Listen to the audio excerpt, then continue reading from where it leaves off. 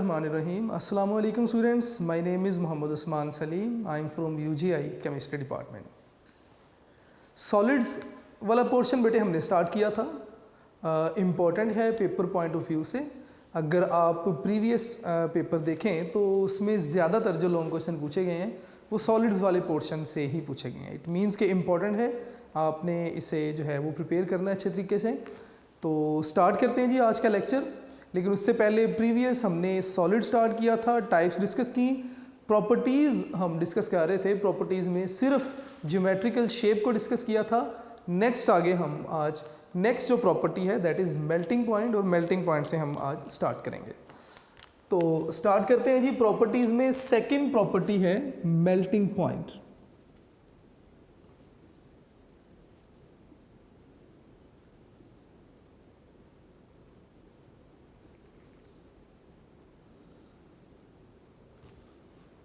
Melting point क्या है कि क्रिस्टलाइन सॉलिड्स जितने भी हैं they all have their sharp melting point. मैं यहाँ पे लिख देता हूँ. क्रिस्टलाइन सॉलिड्स के लिए मैं लिखूँगा यहाँ पे कि क्रिस्टलाइन सॉलिड्स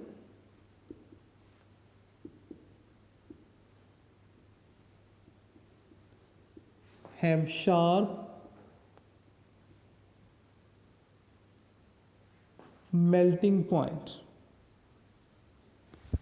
कि जो क्रिस्टलाइन सॉलिड्स हैं इनके मेल्टिंग पॉइंट शार्प है. फॉर एग्जांपल कि अगर हम बात करें सल्फर की, तो सल्फर का जो मेल्टिंग पॉइंट है वो 119 डिग्री सेंटीग्रेड. तो मैं यहाँ पे लिखूँगा melting point of sulphur is 119 degree centigrade. कि इतने टेम्परेचर पे सल्फ़र मेल्ट होना शुरू कर देता है. इसी तरह अगर एलुमिनियम की एग्जांपल ले लें आप कि melting point of aluminium is 660 degree centigrade. Important है, एमसीक्यू के लिए भी आप इसे याद रख सकते हैं. ठीक है. अब इसका मतलब क्या है? इसका मतलब ये है कि अगर आप सल्फ़र को मेल्ट करने जाएं तो सल्फ़र 119 पे ही मेल्ट होगा. फॉर एग्जांपल कि ये आपके पास सल्फ़र है किसी बीकर में, आपने क्या करना है, सल्फ़र को मेल्ट करना है. आप क्या करेंगे, मेल्टिंग के लिए सल्फ़र को हीट करना शुरू कर देंगे. आप सल्फ़र को हीट करेंगे. हीट करने से सल्फ़र का जो टेम्परेचर है ये बढ़ेगा. लेट्स सपोज टेम्परेचर बढ़ते बढ़ते कितना हो गया, 118 डिग्री सेंटीग्रेड हो गया. तब भी सल्फ़र मेल्ट नहीं होगा. लेकिन जैसे ही सल्फ़र का टेम्परेचर उसके मेल्टिंग पॉइंट पे पहुंचेगा 119 पे, तो तब जाके सल्फ़र में मेल्टिंग जो है वो स्टार्ट हो जाएगी. एट 119 डिग्री सेंटीग्रेड सल्फ़र जो है वो मेल्ट होना शुरू हो जाएगा. तो इससे पीछे सल्फ़र जो है वो मेल्ट नहीं होगा. तो इट मीन्स कि जो क्रिस्टलाइन सॉलिड है उनके शार्प मेल्टिंग पॉइंट है, और अपने मेल्टिंग पॉइंट पे ही कोई भी क्रिस्टलाइन सॉलिड जो है वो मेल्ट होगा. तो ये बड़ी ज़बरदस्त प्रॉपर्टी है. इस प्रॉपर्टी की मदद से आप जो है वो क्रिस्टलाइन सॉलिड्स को आइडेंटिफाई भी कर सकते हैं.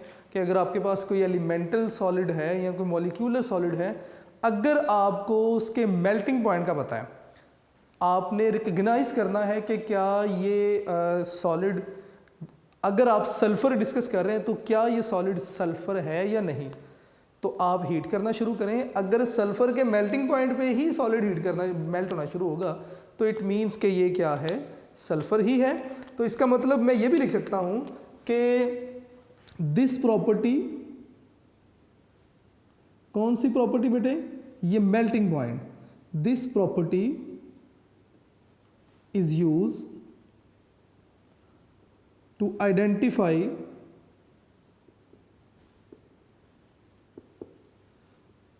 unknown elements भी आप कह सकते हैं और कंपाउंड्स भी आप कह सकते हैं, आपकी मर्ज़ी है. तो इस प्रॉपर्टी को आप अननोन कंपाउंड्स को या एलिमेंट्स को आइडेंटिफाई करने के लिए भी इस्तेमाल कर सकते हैं. ले जी, इसके बाद नेक्स्ट प्रॉपर्टी जो आपके पास आती है that is cleavage plane.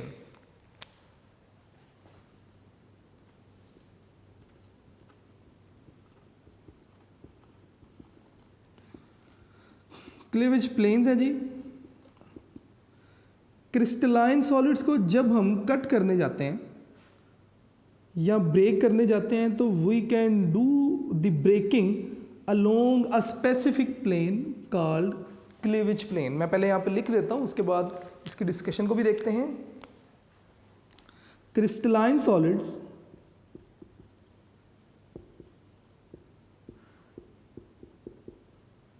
When broken, आपने जब क्रिस्टलाइन सॉलिड्स को ब्रेक किया, they do so along specific planes.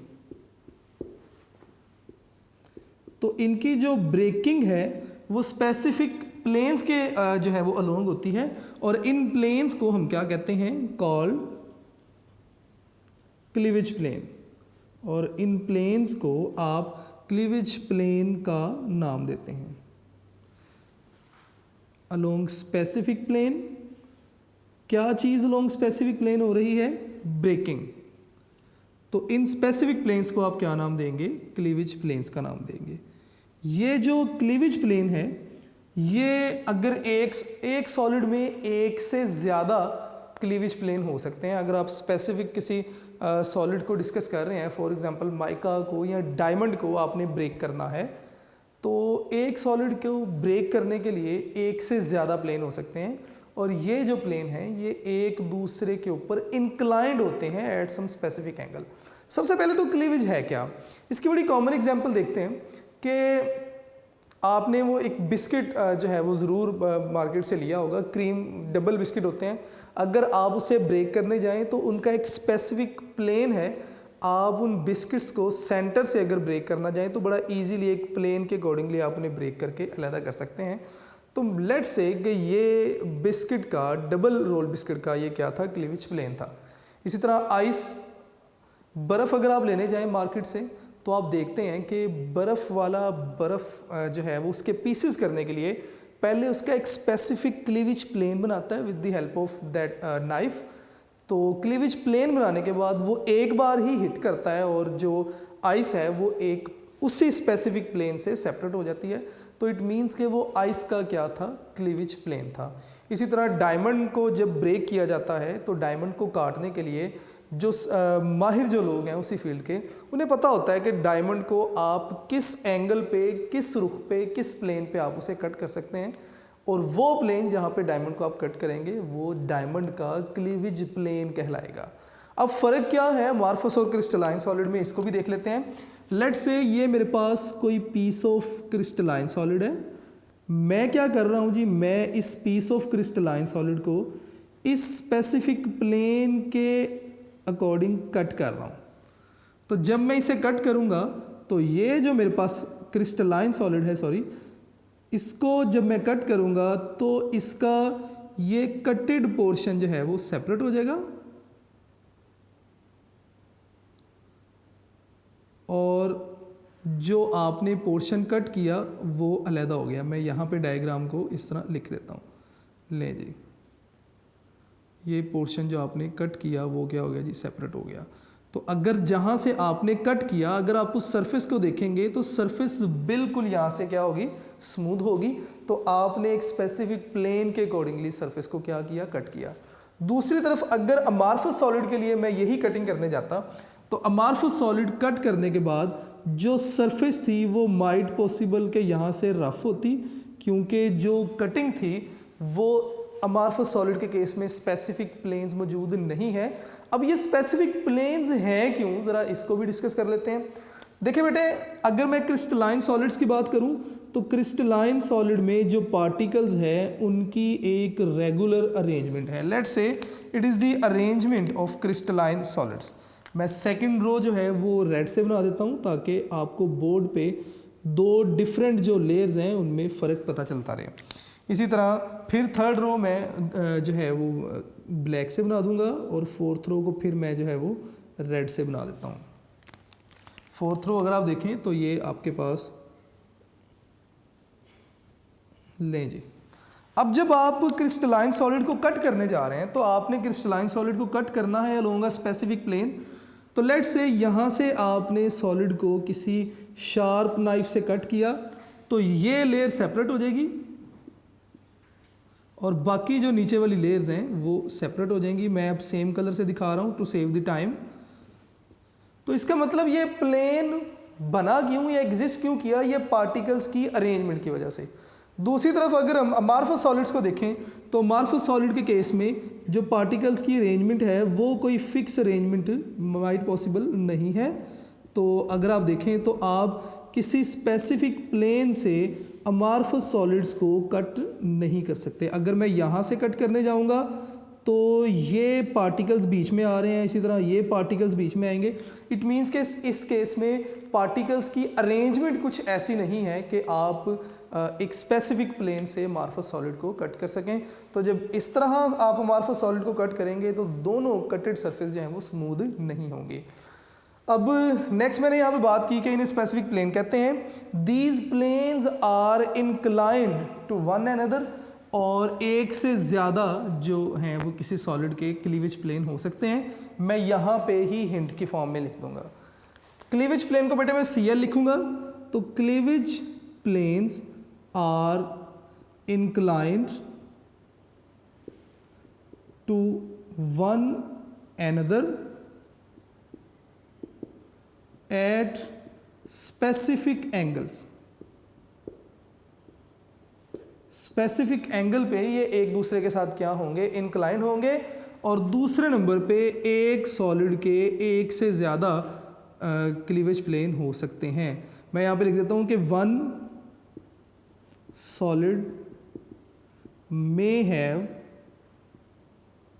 More than one cleavage plane. For example अगर मैं डायमंड की बात करूं तो डायमंड के 111 क्लीवेज प्लेन है, यानी कि आप 111 वे में डायमंड को जो है वो कट कर सकते हैं। तो ये बेटा क्लीवेज प्लेन था। नेक्स्ट आगे चलते हैं। क्लीवेज प्लेन के बाद जो हमारे पास नेक्स्ट प्रॉपर्टी है दैट इज एनआइसोट्रॉपी।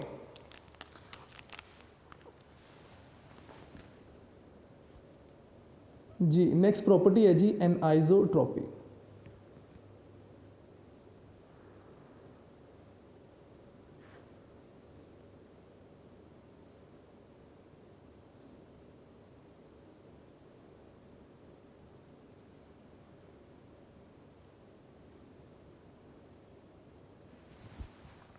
एनआइसोट्रॉपी क्या है, सॉरी, वो कहते हैं कि बहुत सारी क्रिस्टल्स या बहुत सारी सब्सटेंसेस ऐसे हैं जिनकी प्रॉपर्टीज़ डायरेक्शन चेंज करने से प्रॉपर्टीज़ भी जो हैं वो चेंज हो जाती हैं।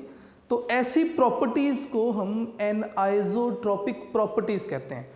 मैं अपनी बात को दोबारा रिपीट कर रहा हूँ कि बहुत सारी क्रिस्टल्स ऐसी हैं जिनकी अगर डायरेक्शन चेंज कर दी जाए, अगर हॉरिजॉन्टल थी, हॉरिजॉन्टल से आपने इंक्लाइन किया तो माइट पॉसिबल के हॉरिजॉन्टल से इंक्लाइन करने से जो क्रिस्टल की प्रॉपर्टीज़ थी वो क्रिस्टल की प्रॉपर्टीज़ क्या हो जाएंगी, चेंज हो जाएंगी।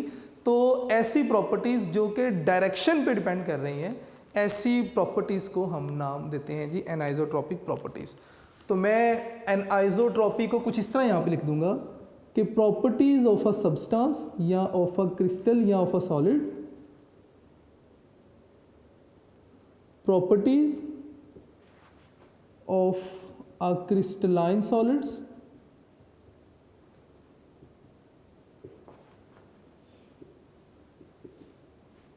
which varies, जो कि वेरी कर जाती हैं, चेंज हो जाती हैं। कैसे? बाय वेरिंग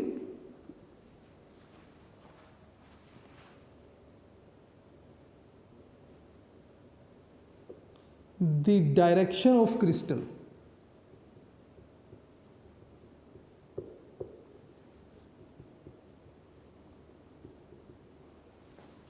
is called या और का आल कॉल्ड, मैं यहाँ पे लिख देता हूँ, मिटा देता हूँ इसे, कॉल्ड एनआइसोट्रॉपिक प्रॉपर्टीज।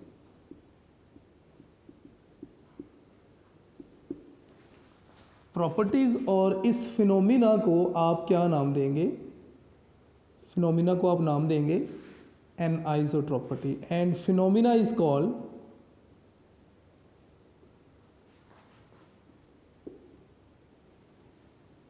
anisotropy, और इस फिनोमिना को हमने क्या नाम दिया, एनाइजोट्रॉपी का, यानी कि डायरेक्शन चेंज की। मैं यहाँ पे हाईलाइट कर देता हूँ बेटे, आपने क्या किया, क्रिस्टलाइन सॉलिड की जो डायरेक्शन थी ये वेरी की, डायरेक्शन वेरी करने से क्या हुआ, जो प्रॉपर्टीज़ थी वो भी क्या हो गई, वेरी हो गई। तो ऐसी प्रॉपर्टीज़ को हमने एनाइजोट्रोपिक प्रॉपर्टीज़ का नाम दे दिया, और इस फिनोमिना को हमने क्या नाम दे दिया, एनाइजोट्रोपी का नाम दे दिया। अब इसके examples, there are many example.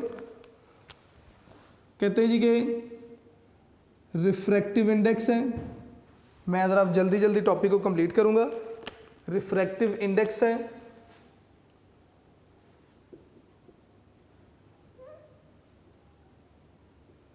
Refractive index, इसके अलावा कोफिशिएंट ऑफ थर्मल एक्सपेंशन, मैं यहाँ पे लिख रहा हूँ जी थर्मल एक्सपेंशन। बुक में देखेंगे तो बुक में कोफिशिएंट ऑफ थर्मल एक्सपेंशन लिखा है, आप कोफिशिएंट ऑफ थर्मल एक्सपेंशन ही लिखेंगे। कोफिशिएंट ऑफ थर्मल कंडक्टिविटी, इसके अलावा साथ साथ आपने इलेक्ट्रिकल कंडक्टिविटी भी लिख देना साथ साथ, थर्मल कंडक्टिविटी और इलेक्ट्रिकल कंडक्टिविटी, ये भी डायरेक्शन डिपेंडेंट है। इसके अलावा क्लीवेज प्लेन भी डायरेक्शन डिपेंडेंट है, तो मैं यहाँ पे लिख देता हूँ एंड क्लीवेज प्लेन के डायरेक्शन चेंज करने से क्लीवेज प्लेन भी चेंज हो जाते हैं। तो ये कुछ एग्जांपल थी किसकी बेटे, एनाइजोट्रॉपी की। अब इसको और भी ज़रा देख लेते हैं। लेट्स से आपके पास ग्रेफाइट है, तो इस एग्जांपल को मैं डायग्राम की मदद से भी साथ साथ कर दूंगा कि लेट्स से ग्रेफाइट। अब ग्रेफाइट का सबसे पहले आप स्ट्रक्चर समझ लें। ग्रेफाइट में जो कार्बन है वो लेयर स्ट्रक्चर में होते हैं, ठीक है। इसी तरह ग्रेफाइट की इस तरह लेयर्स बनी हुई हैं। मैं आसानी के लिए सारा स्ट्रक्चर नहीं बना रहा, सिर्फ जो है वो आपको इस तरह स्ट्रक्चर बना के दिखा रहा हूँ। अब 3 जो कार्बन हैं वो बिजी होते हैं, सॉरी कार्बन के 3 इलेक्ट्रॉन बिजी होते हैं और 1 इलेक्ट्रॉन हर कार्बन के पास जो है वो फ्री है। तो मैं यहाँ पे लिख दूंगा कि 1 free electron of each carbon, कि हर कार्बन के पास एक फ्री इलेक्ट्रॉन जो है वो मौजूद है। अगर आप क्या करें, आप कंडक्टिविटी करवाएं ग्रेफाइट से हॉरिजेंटल वे में, तो कंडक्शन, इलेक्ट्रिकल कंडक्शन बड़ी बेहतर होगी, क्योंकि कार्बन कार्बन बॉन्ड है, कार्बन के पास बड़ा इजी है कि लेट्स से अगर ये नेगेटिव है और ये पॉजिटिव है तो इलेक्ट्रॉन्स का इस तरफ फ्लो करना बड़ा ही इजी हो जाएगा।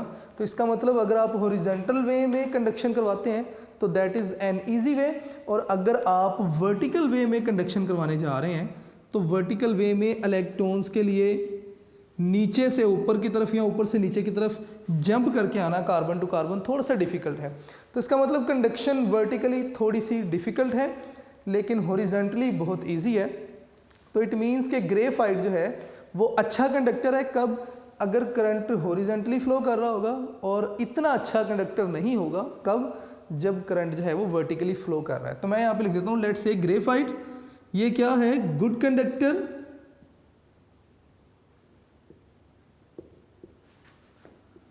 when current is flowing horizontally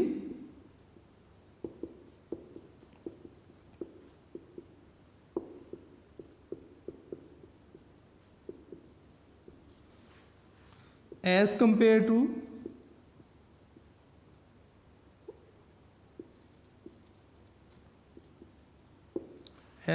to the current flowing क्या जी, vertically to the layers of carbon. ले जी, मेरा ख्याल है कि मेरी बात यहाँ तक समझ आ गई होगी। अगर नहीं समझ आई तो दोबारा आप इसे देख सकते हैं। कि लेयर्स के अलोंग अगर आप करंट फ्लो करवाते हैं, हॉरिजेंटली आप करंट फ्लो करवा रहे हैं, आप हॉरिजेंटली के बजाय आप अगर अलोंग का वर्ड यूज़ करना चाहें वो भी बेहतर है। अगर आप along the layers current flow करवा रहे हैं तो अच्छा कंडक्टर है, और अगर आप इंक्लाइंड या जो है वो वर्टिकली या परपेंडिकुलरली टू द लेयर्स आप करंट फ्लो करवा रहे हैं तो वो इतना अच्छा कंडक्टर नहीं होगा। मैं यहाँ पे परपेंडिकुलरली लिख देता हूँ, लें जी, अगर आप करंट फ्लो करवा रहे हैं तो ये इतना अच्छा कंडक्टर नहीं होगा। नेक्स्ट आगे प्रॉपर्टी की तरफ चलते हैं। Next property is symmetry. Symmetry क्या है? वो कहते हैं जी कि repetition of angles, edges and sides when a crystal is rotated on 360 degree. मैं बेटा शॉर्ट टाइम है, मैं इसे ज़रा कंप्लीट करूँगा, देखते जाइएगा आप साथ साथ। रिपीटेशन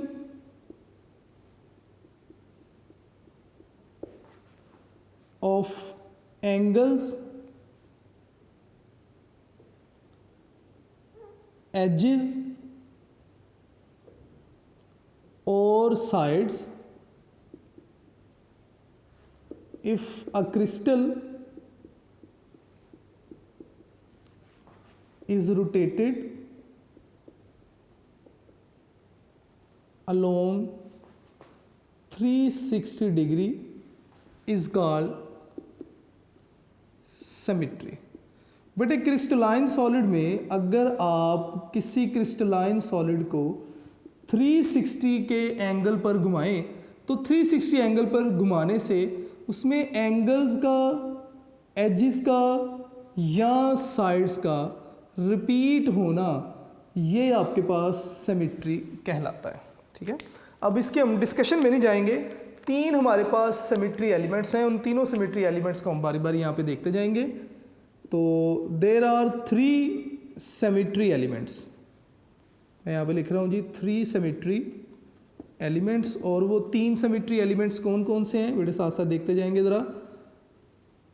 सबसे पहले आपके पास एक्सिस ऑफ सिमेट्री है, या मैं पहले प्लेन ऑफ सिमेट्री लिख देता हूँ। Plane of symmetry, plane of symmetry क्या है? अगर आप किसी क्रिस्टल को, लेट्स से ये आपके पास NaCl का ही क्रिस्टल है which is cubic in shape, अगर आप क्या करें, इस क्रिस्टल के किसी एक प्लेन को आप सेंटर माने और उस प्लेन से आप क्रिस्टल को 360 पे रोटेट करें। लेट्स से इस प्लेन से हमने क्रिस्टल को 360 पे रोटेट करना शुरू कर दिया, तो आप देखेंगे कि आफ्टर रिपीटिशन के जो साइड्स हैं बिल्कुल सेम साइड्स वैसे ही रिपीट हो रही हैं, सेम एंगल्स रिपीट हो रहे हैं, सेम एजेस रिपीट हो रही हैं। तो ये जो सिमेट्री एलिमेंट है ये आपके पास प्लेन ऑफ सिमेट्री कहलाएगा। इसी तरह नेक्स्ट है जी axis of symmetry. Axis of symmetry क्या है?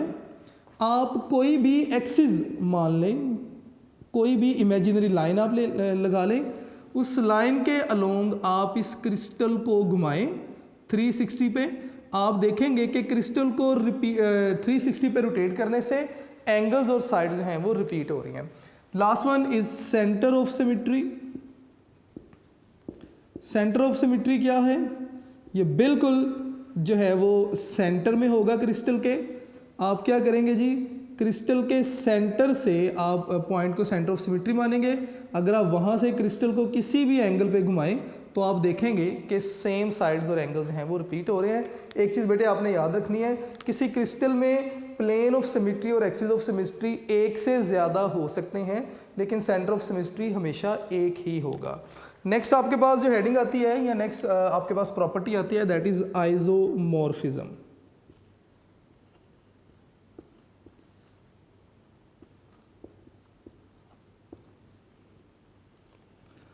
आइसोमॉर्फिज्म क्या है? वो कहते हैं जी कि अगर आपके पास, चलें पहले इसकी ज़रा डेफिनेशन देख लेते हैं या इसके वर्ड्स को देख लेते हैं। आइसो मीन सेम और मॉर्फिज्म मीन स्ट्रक्चर्स।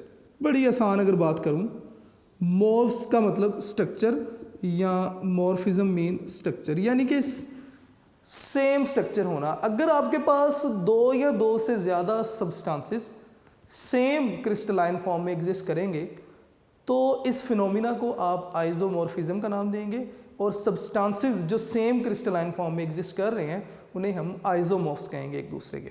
तो मैं यहाँ पे लिख दूंगा कि if 2 or more crystalline substances exist in same crystalline form,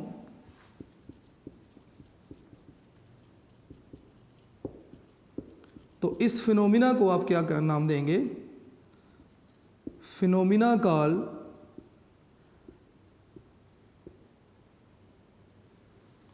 isomorphism,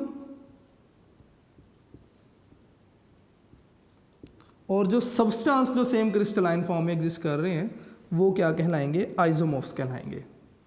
और सब्सटेंस को आप क्या नाम देंगे? आइसोमॉर्फ्स का नाम देंगे। ले बेटे, ये आपके पास आइसोमॉर्फिज्म की डेफिनेशन बन जाएगी जी। तो बेटे इसे समझने के लिए हम आइसोमॉर्फिज्म को समझने के लिए एक टेबल देखेंगे। अब NaNO3 और KNO3 दो मैंने यहाँ पे सब्सटेंसेस लिखे, मैं यहाँ पे लिख देता हूँ जी के क्रिस्टल्स, यहाँ पे जियोमेट्री है क्रिस्टल्स की, और यहाँ पे बेटे मैंने एटॉमिक रेशो लिख दी। टेबल ज़रा स्क्वीज करके बनाया, आप ज़रा देख लीजिएगा, इसे बुक में टेबल कंप्लीटली बना हुआ है, आप देख सकते हैं साथ साथ। इन क्रिस्टल्स को देखें तो NaNO3 और KNO3 दो डिफरेंट सब्सटेंसेस हैं, लेकिन क्रिस्टलाइन फॉर्म सेम है, रोम्बोहेड्रल और रोम्बोहेड्रल है। और अगर आप इनमें एटॉमिक रेशो देखें तो 1:1:3 है, यानी कि एक सोडियम, एक नाइट्रोजन और 3 ऑक्सीजन, एक पोटाशियम, एक नाइट्रोजन और 3 ऑक्सीजन। अब ये एटॉमिक रेशो का बीच में क्या रोल है, ज़रा इसे भी देख लेते हैं। यहाँ पर मैंने लाइन लिखी है कि सेम क्रिस्टलाइन फॉर्म होती क्यों है? दो डिफरेंट सब्सटेंसेस हैं, इनकी सेम क्रिस्टलाइन फॉर्म क्यों है? क्योंकि इनमें नंबर ऑफ एटम भी सेम है। मैं यहाँ पे लिख रहा हूँ कि इनके नंबर ऑफ एटम भी क्या है? सेम है, और इसके साथ साथ इनमें एटॉमिक रेशो भी क्या है? सेम है। टोटल नंबर ऑफ एटम भी इनमें सेम होंगे और एटॉमिक रेशो भी सेम है। टोटल नंबर ऑफ एटम कितने हैं? 1, 2 and 3, 5 एटम है। तो इसमें भी 1, 2 and 3, 5 एटम्स हैं। तो total number of atom same है। एटॉमिक रेशो देखें तो 1:1:3, 1:1:3, तो इसमें भी दोनों में एटॉमिक रेशो क्या है? सेम है। एक और एग्जांपल देखें, K2SO4 और K2CrO4 दो डिफरेंट क्रिस्टलाइन सब्सटेंसेस हैं, इनकी जो ज्योमेट्री है दैट इज ऑर्थोरोम्बिक। दोनों में टोटल नंबर ऑफ एटम देखेंगे तो 2 और 1 3 और 4 7, 2 और 1 3 और 4 7, total number of atom 7। Atomic ratio देखेंगे तो 2:1:4, और यहाँ पे भी 2:1:4। तो मैंने लिख दिया कि दोनों की एटॉमिक रेशो भी क्या है? सेम है, इसीलिए इनकी क्रिस्टलाइन फॉर्म क्या है? सेम है। नेक्स्ट बेटे, अगर आप इसे लिखना चाहें तो इनकी फिजिकल और केमिकल प्रॉपर्टीज़ दोनों ही क्या होंगी? डिफरेंट होंगी। तो मैं यहाँ पे लिख देता हूँ कि both physical and chemical properties are different. Both physical and chemical properties are different. Physical और केमिकल प्रॉपर्टीज़ डिफरेंट हैं क्योंकि दोनों क्रिस्टल्स को अगर आप देखें तो इन दोनों के एटम ही डिफरेंट हैं, तो इनकी प्रॉपर्टीज़ भी क्या होंगी? डिफरेंट होंगी। तो मैं यहाँ पे लिख देता हूँ कि due to different atoms different होने की वजह से इनकी फिजिकल और केमिकल प्रॉपर्टीज़ क्या होंगी? डिफरेंट होंगी। टेबल के नीचे अगर आप देखेंगे तो 2 लाइनों में उन्होंने कुछ जो है वो आयंस के लिए भी बात की है। उन्होंने कहा जी कि बहुत सारे आयंस में भी आइसोमॉर्फिज्म का फिनोमिना जो है वो देखा जा सकता है। नाइट्रेट आयंस के साथ क्रोमेट आयंस को दिखाया गया, दोनों का जो स्ट्रक्चर है बता दिया गया, ट्राइगोनल स्ट्रक्चर है। तो क्यों? क्योंकि इनमें एटॉमिक रेशो जो थी वो सेम थी।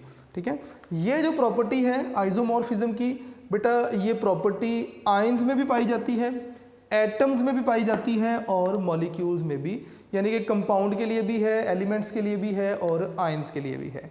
तो ये तीनों जो है वो तरह के पार्टिकल्स में ये प्रॉपर्टी देखी जा सकती है। Next one is habit of a crystal. तो हैबिट ऑफ अ क्रिस्टल क्या है, इसे भी साथ साथ देख लेते हैं। हैबिट ऑफ अ क्रिस्टल वो कहते हैं जी कि usually the shape in which a crystal grow is called habit of a crystal, कि वो शेप जिसमें क्रिस्टल यूजुअली ग्रो करती है उस शेप को हम हैबिट ऑफ अ क्रिस्टल का नाम देते हैं। मैं यहाँ पे लिख देता हूँ, ज़रा साथ साथ आप भी देखते रहिएगा साथ साथ बेटे जी। उसके बाद next property habit of a crystal.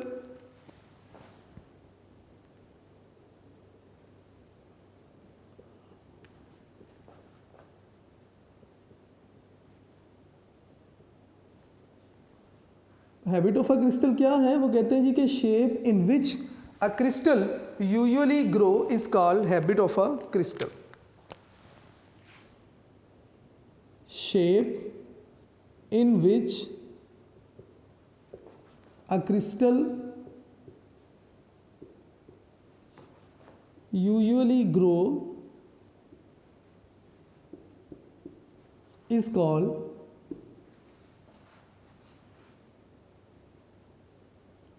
Habit of a crystal. इसे आप हैबिट ऑफ अ क्रिस्टल का नाम देते हैं। अब जो क्रिस्टल्स बनती हैं वो बनती कैसे हैं, अगर आपके पास कोई सैचुरेटेड सोल्यूशन है, आप उस सैचुरेटेड सोल्यूशन को कूल करेंगे तो क्रिस्टल बनेगी, या स्लो कूलिंग करेंगे तो क्रिस्टल्स बनेगी। अब जो क्रिस्टल बनने का फिनोमिना है, ये अगर आपके पास सेम कंडीशंस हैं तो क्रिस्टल जो है इनका स्ट्रक्चर सेम रहेगा। अगर आप कंडीशंस चेंज करेंगे तो शेप ऑफ द क्रिस्टल भी जो है वो चेंज हो जाएगी। तो मैं यहाँ पे लिख देता हूँ कि शेप ऑफ क्रिस्टल,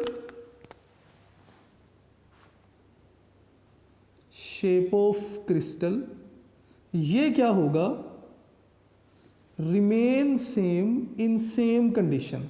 तो मैं यहाँ पे लिख देता हूँ कि remain same in same condition. अगर आप कंडीशन सेम रखेंगे तो क्रिस्टल की शेप भी जो है वो सेम रहेगी। फॉर एग्जांपल, अगर हम NaCl की ही क्रिस्टल बना रहे हैं तो हमने सबसे पहले इसका एक सैचुरेटेड सॉल्यूशन तैयार किया। उस सैचुरेटेड सॉल्यूशन को जब आपने स्लो कूलिंग की तो उसमें जो आपको NaCl की क्रिस्टल्स मिलेंगी वो क्यूबिक क्रिस्टल्स होंगी। वैसे तो आपको दिखाई नहीं दे रही होंगी, लेकिन मैंने आपकी आसानी के लिए क्यूब्स बना दिए यहाँ पे, कि आम तौर पर हमें जो NaCl की क्रिस्टल मिलती हैं वो क्यूबिक क्रिस्टल्स होंगी। मैं दोबारा बता रहा हूँ कि आपको नहीं देखने से नज़र आएंगी, ये मैंने वैसे ही बना दी कि आम तौर पर प्योर फॉर्म में NaCl की क्यूबिक क्रिस्टल्स होती हैं। दूसरी बात मैंने ये की कि अगर आप कंडीशंस चेंज करेंगे तो क्रिस्टल्स की शेप भी जो है वो चेंज हो जाएगी।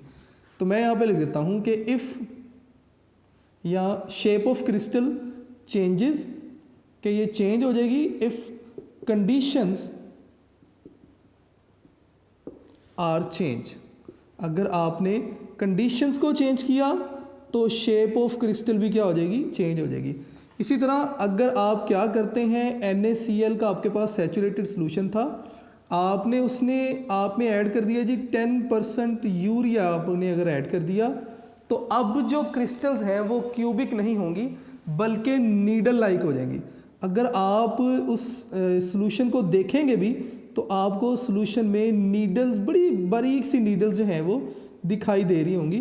तो इट मीन्स कि अगर आप कंडीशन चेंज करेंगे तो जो क्रिस्टल्स हैं उनकी शेप भी क्या हो जाएगी, चेंज हो जाएगी, लेकिन इंटरफेशियल एंगल जो हैं वो हमेशा सेम रहेंगे। इसके बाद बेटा नेक्स्ट जो प्रॉपर्टी है आज के लेक्चर में, दैट इज़ पॉलीमॉर्फिज्म। पॉलीमॉर्फिज्म की अगर आप डेफिनेशन देखें तो वो कहते हैं जी कि फिनोमिना जिसमें क्या होगा, एक कोई कंपाउंड जो कि एग्जिस्ट करेगा एक से ज़्यादा, या आप टू भी कह सकते हैं, आपका लिटरेचर टू कहता है, टू क्रिस्टलाइन फॉर्म, तो ये फिनोमिना आपके पास क्या कहलाएगा, पॉलीमॉर्फिज्म कहलाएगा। और वो जो दो क्रिस्टलाइन फॉर्म हैं वो दोनों क्रिस्टलाइन फॉर्म पॉलीमॉर्फ्स कहलाएगी, बिल्कुल वैसे जैसे हमने आइसोमॉर्फ्स को डिस्कस किया था। यहाँ पे एक टेबल है, ज़रा टेबल को देख लेते हैं, टाइम कम है, हम साथ साथ कोशिश करेंगे वाइंड अप करें जल्दी। AgNO3 है, अगर आप इसे देखें तो AgNO3 रोम्बोहेड्रल फॉर्म में भी एग्जिस्ट करता है और ऑर्थोरोम्बिक फॉर्म में भी एग्जिस्ट करता है। तो इसका मतलब एक कंपाउंड है जो 2 क्रिस्टलाइन फॉर्म में एग्जिस्ट कर रहा है, तो 2 क्रिस्टलाइन फॉर्म में एग्जिस्ट करना ये पॉलीमॉर्फिज्म है, और ये दोनों क्रिस्टलाइन फॉर्म पॉलीमॉर्फ्स कहलाएंगे एक दूसरे के। इसी तरह CaCO3 है, ट्राइगोनल है और ऑर्थोरोम्बिक है, तो ये दोनों क्रिस्टलाइन फॉर्म इसके जो है वो पॉलीमॉर्फ्स कहलाएंगे। बेटा यहाँ पे आपने याद रखना है कि पॉलीमॉर्फिज्म में ये जो 2 एक दूसरे के पॉलीमॉर्फ्स हैं, इनकी केमिकल प्रॉपर्टीज सेम होंगी। केमिकल प्रॉपर्टीज क्यों सेम होंगी? क्योंकि है तो ये AgNO3 ही है, एक बार क्रिस्टलाइन फॉर्म ये है और एक बार ये है, लेकिन एक्चुअली कंपाउंड तो AgNO3 ही है, कंपोजिशन तो AgNO3 की सेम रहेगी। तो सेम कंपोजिशन रहेगी तो इनकी केमिकल प्रॉपर्टीज़ भी क्या रहेगी? सेम रहेंगी। तो मैं यहाँ पे लिख देता हूँ किस वजह से, due to nature of atoms, के एटम्स चेंज नहीं हो रहे तो लिहाजा नेचर भी या केमिकल प्रॉपर्टीज़ भी चेंज नहीं होंगी, जबकि फिजिकल प्रॉपर्टीज़ डिफरेंट हैं। किस वजह से? स्ट्रक्चर डिफरेंट होने की वजह से। तो मैं यहाँ पे लिख देता हूँ कि ड्यू टू डिफरेंट स्ट्रक्चर्स। तो ये बेटे आपके पास पॉलीमॉर्फिज्म था। मुझे उम्मीद है कि आज का लेक्चर आसान था, मुश्किल नहीं था, आपको समझ आ गई होगी।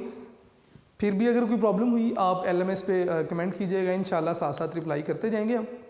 और बेटे ये आज का लेक्चर था जिसमें हमने सॉलिड्स की कुछ प्रॉपर्टीज़ को डिस्कस किया। तो आपसे अपील है कि लेक्चर नोट्स ज़रूर बनाएं, यूनिक नोट्स साथ साथ देखते रहें, नमाज़ पढ़ें, अल्लाह ताला से बेहतर रिजल्ट्स के लिए दुआ करें, और इंशाल्लाह नेक्स्ट लेक्चर में नेक्स्ट टॉपिक के साथ हाजिर होंगे बेटे। थैंक यू बेटे, अल्लाह हाफिज़ जी।